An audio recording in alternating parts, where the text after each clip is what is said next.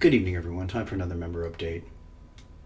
This is the 8 hour chart of gold, and you can see that gold just nearly perfectly touched that 1200 price there.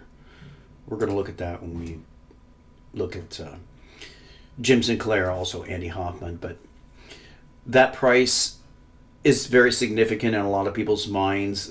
The other low that we're talking about is about 1,000 or so. But I don't think we're going to get back there anytime soon. So it did bounce off significantly off that 1200. We're up $20 from there. It looks like it's rallying pretty hard. But even more significant is you can see the reset of the MACD on this 8 hour chart. It's reset back to the lows that it formed in November and also in August. You can see this chart goes back to over a year ago, and there's a consolidation area here that now seems to be becoming support. This top here as well.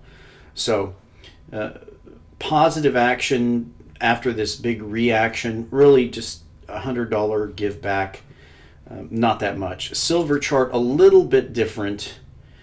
It's not as bullish when you look at the MACD, because anytime you see a MACD that doesn't perfectly cross, like this one down here, that kind of gets stumbled like that, sometimes it can go lower. But silver gave back, of course, $2 out of 18, which is obviously a much bigger percentage than gold gave back, but that's why they call it what do they call it? The death metal, or whatever they call it.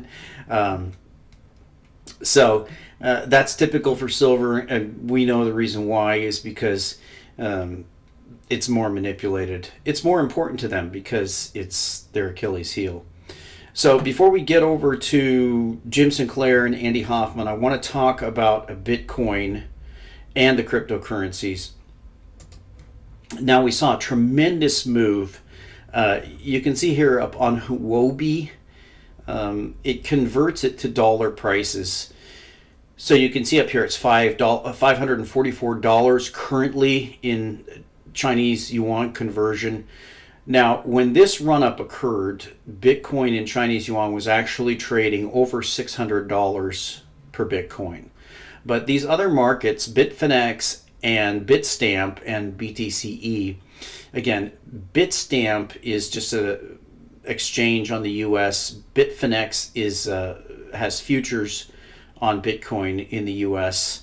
and BTCE, of course, is the Russian exchange. But Huobi is the Chinese exchange. Now, when Bitcoin was over 600 in China, it was around 500 on the rest of these. And you can see if you compare them here, we'll stay on the 30-minute chart and go over to Bitfinex. See how it's stronger. BTCE still holding up strong. Bitstamp nearly at the highs as opposed to Huobi.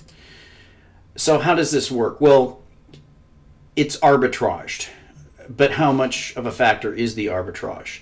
Well, if you think about it, you can obviously, if you sign up an account, which, unless there's a problem with reading Chinese and identification, which I don't think there is, but correct me if I'm wrong, then it's just a matter of signing up to anything and sending the Bitcoins over. But if you sell your Bitcoins in China, and since you're going to be doing an arbitrage, if you had, let's say I had a Huobi account, I had a Bitfinex account, I had a BTCE account, and a Bitstamp account. If Bitcoin is trading at $600 equivalent in China and it's trading at $500 in the US, that's a huge arbitrage opportunity. But that means that I'm going to have to sell Bitcoin in China for Chinese yuan. And the question is, at that point, is what do I do with my yuan? Because then I don't even know. I don't have any Chinese accounts. But I'm assuming that what one would have to do is to take the yuan, deposit it into a Chinese bank, convert it to dollars and get it sent over here, use those dollars to buy Bitcoin on something like Coinbase or Bitfinex and then execute the arbitrage. So you can see it's kind of a difficult process to execute that arbitrage. And that's, I think, the reason why we saw the price in China go so high without it being corrected. Now, over time, we've seen them coming very close here. You can see the Bitstamp price is 532 and the Huobi price is 544. So these two prices that were had a $100 difference now only have about a $12 difference. So it has been corrected, but it takes some time. Now, this is obviously because the Chinese currency doesn't freely float, and I think that's a huge mistake by China, why they don't float it, but I think they have their own timetable for that. So let's keep it on the Chinese chart and get it back to the long-term view.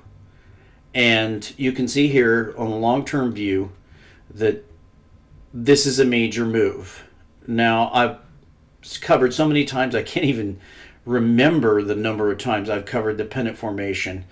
The pennant formation is the most important bull technical formation that you'll ever see in any market. Because in real markets, you have this, as I've described before, this reverse battering ram principle where buyers come back in and support the market when it falls, and then it's higher lows. It's not necessarily higher highs, and that's why you get a pennant. You see, a pennant has a flat top to it, but it has a sloped bottom, which means you're having continuously higher lows until you finally reach a point where no one's willing to sell it off, and there's still a bunch of buyers waiting for it to be sold off, but it doesn't happen. So finally those buyers give up and buy at the current price, and that's what you get, an explosion to the upside. So a fantastic pennant formation, classic, something you used to see in the precious metals, but you don't see anymore because they're manipulated. So I don't know how far this is going to go. Let's pull up Bitstamp because that has more historical information, and pull it out to the longest term chart. And you can see that there is the pennant clearly has broken to the upside, but there's still a very, very large area of churning and resistance to go. Bitcoin's got a long way to go before it gets through 1,200. Do I believe it will go through $1,200 per Bitcoin? Absolutely, 100%. Now, this move happened at the same time that LISC and DAO were introduced. I apologize for not spending the time to research all these other cryptocurrencies. I'm sure that they offer neat new features. There's just so many new things you can add to these things. And the market caps are in the 10s and 20s of millions. So they're all legit, but I just haven't had the time to research every new cryptocurrency. Now, that doesn't mean I didn't trade them. So I want to give you a couple of hints here on trading these cryptocurrencies. I'm going to take you over to Poloniex. Now, I'm just going to show you what I go through. I managed to make a couple of Bitcoins off of LISC. I'm not in it anymore. I was tempted to get into the DAO when that ICO'd out, but I didn't see the volatility that I like. And the thing that I really like is volatility. I like to buy on a big, huge red candlestick crash, and I like to sell on a huge green candlestick rise. That's the way I kind of play those. Now, the first thing I look at when I'm looking at these cryptocurrencies is I look at the volume. And the reason why is because if you don't have significant volume, you can see the top here, absolutely without any doubt, by tenfold, is Ethereum with 42,722 Bitcoin volume daily in volume. And you can see it's up 11% on that volume. So that's pretty amazing that a nearly $1 billion market cap cryptocurrency can move 11% in a day. And you can see that move. So that's a big move. Do I want to short this? Absolutely, I want to short this. I can't believe that a $1 billion market cap for a secondary cryptocurrency. But I've shorted it before and I've had to bail out. I started shorting it in December and I took my losses very, very quickly. I really haven't dipped back into it again. But back to the main point here. So what you have when you have these cryptocurrencies trading at these tremendous volumes is you go down here and look at your bid ask. Now, one of the things that's going to be something that you have to keep your eye on all the time if you're trading these is the bid ask, because they can be so wide. Now, if you look at this, the bid ask is 0.02629 versus 0.02631. So it's, a tiny fraction of a Bitcoin. And what happens is when you have thinly traded cryptocurrencies, that spread is really wide. So this is the first thing that I look for when I'm talking about and I'm specifically talking about day trading these coins. I do put in overnight orders, like I'll put in overnight buys way, way below the market, and I'll put in overnight sells way, way above the market. Sometimes I'll get filled. Most of the time I won't. But if I do get filled, I'm happy because most of the time it has come back even by the time I log in. But when you're talking about a high volume cryptocurrency, then you have tight bid asks. Now that's very important because when you have a fast moving market, if you are going in here and trying to set a sell order on one of these prices and you're trying to lock it in above the market, you're trying to put a stop in essentially, the market just gets away from you. You can't do it. So the first thing I look for is that high volume, and the essential thing that allows me to do is to sell the bid or buy the ask. I don't look around. What I do is if I'm decided I'm buying Ethereum right now, I think it's going up to 41, I will step over here, click on a price much higher than the one I have, and then I will put in an amount and I will click buy. I will not bother with trying to get the best price. I will try to get the fastest action that I can. So that's very, very important that you have high volume. Now, the other thing that I look for is for large percentage moves, because when you have a very large percentage move on a coin, then you have a chance to make a significant amount of money.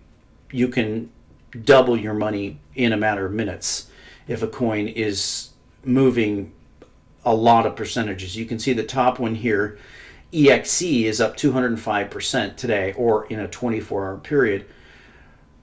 Now, the problem with that is you can see right here, it's a volume of 18 Bitcoins. That's way too thin. Now, this coin here, Neos, is actually on a volume of 125 Bitcoins. That's pretty good. But if we look at the bid ask, that's really, really good. 7,991 versus 8,001. So that's something that I would consider day trading. Now, the other thing you have to keep in mind is the vast majority of these new coins are not marginable. So you can only take one side, and that's to go long.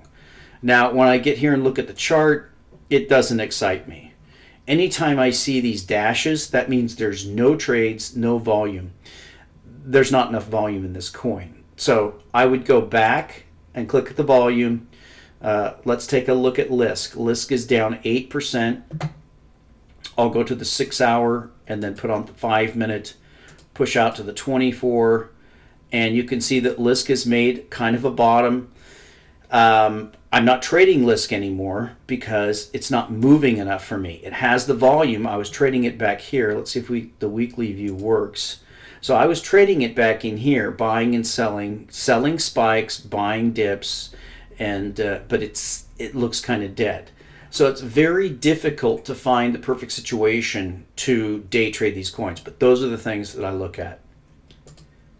So let's get over to this Jim Sinclair article, and this is some really interesting stuff here. I'm going to call this Death by 1,000 Cuts because I've always maintained, others have maintained, but I think I was the first one who pointed out that billionaires, I did a silver update a long time ago about billionaires, that they're not allowed to buy silver. But I think the same thing with gold now is happening. I think it's going to be death by 1,000 cuts. And that means that they can make a phone call to somebody saying, hey, why do you want silver? But making a phone call to a whole bunch of little people, that's just beyond their ability. So I think that's what Bill Holter's describing here. Let's read a little bit of this. As you know, May Comex Gold, which traditionally is a non-event, was anything but this year. Last year, a total of 2,500 ounces stood for delivery. Let me repeat that. Last year, a total of 2,500 ounces stood for delivery. This year, the number was 221,000 ounces. Now, that is a 100-fold increase. That's amazing. The amount standing on April 30th was 5.6 tons, which steadily grew through the month to 6.89 tons. This growth throughout the month is something that has never happened before, to my knowledge. Now we get to the first notice day for June, and it's a whopper 15,493 contracts are standing for delivery, which equates to 1.5493 million ounces, or 48.193 tons. Last year, June had 26 tons stand for delivery, which bled down during the month. Comex claims 23 tons of registered gold. There appears to be 17 tons from prior months, plus the 6.8 tons of May standing that this 23 tons will need to service.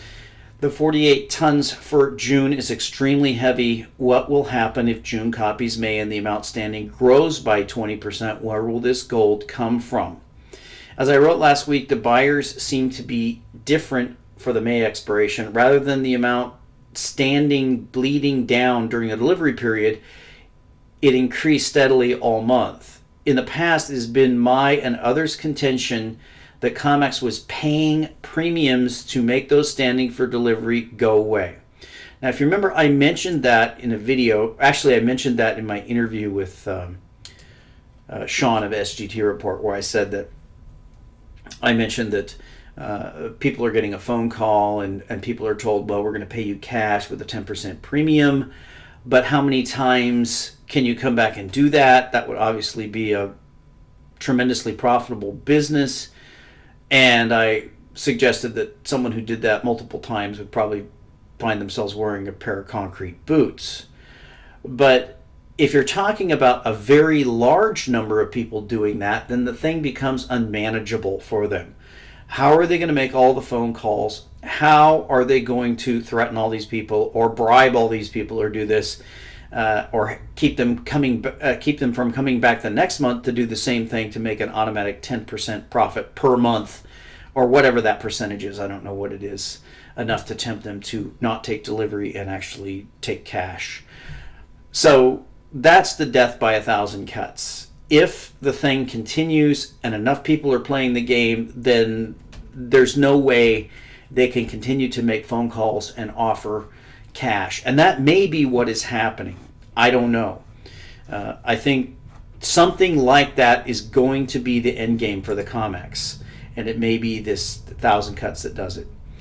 So let's finish with Andy Hoffman. Now, this is called Precious Metals and Bitcoin Twin Destroyers of the Fiat Regime. Andy Hoffman is one of those people who, I won't call it a quick reversal, but he made a reversal on Bitcoin. And he did not come out supporting Bitcoin initially. I don't know why. I don't know why people make up their mind before they know the facts. A lot of people do that. It's just common. Maybe there's a lot of people who can't really understand the technical arguments of what Bitcoin is. For me, I guess because I'm in the computer, I work as a network engineer in the internet, and I understand computers. That for me, as soon as I read the excerpts and summaries of the white paper, I was totally convinced that this was it. The cryptocurrencies were a dagger in the heart of the bankers, and that in my opinion the bankers were going to go away in the same way the post office and classified ads in newspapers and taxi cabs with Uber and maybe hotels with Airbnb, etc., etc., etc. All the things that the internet has destroyed, banks, I thought were going to be one of them as well. But there are a lot of people who weren't convinced initially. Andy Hoffman is one who changed his mind. And I'm glad that he changed his mind. That gives me a tremendous amount of respect for him. So he says here, back to China, I've spent the past 6 months pounding the table of how August 6% yuan devaluation was merely the first salvo of the upcoming cataclysmic financial Big Bang to end all Big Bangs. And now that China's place in the IMF's strategic currency basket is secure and its export economy plunging anew, it was only a matter of time before the next deafening devaluatory blast would be heard. Well, it was certainly heard Sunday night, along with surging Bitcoin prices, which, as I have vehemently predicted for the past month, finally broke through the 9-month resistance at 460 to 533 as I write.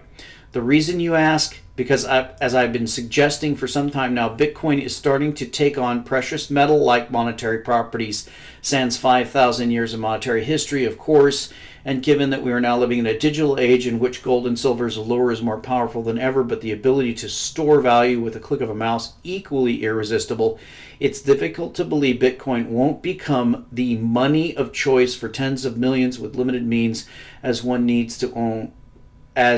all one needs to own it is a bank account and a computer. Not to mention, actually, you don't need a bank account. You could have just a computer or a tablet or a phone, and you could meet somebody at your local Bitcoin and meet up and just buy your Bitcoins. You don't need a bank to do that. Not to mention multimillionaires, billionaires, and institutions, particularly those in nations with existing or pending capital controls like China, and particularly those in nations where gold, silver, and platinum purchases are not logistically possible, like, for instance, the vast majority of South America.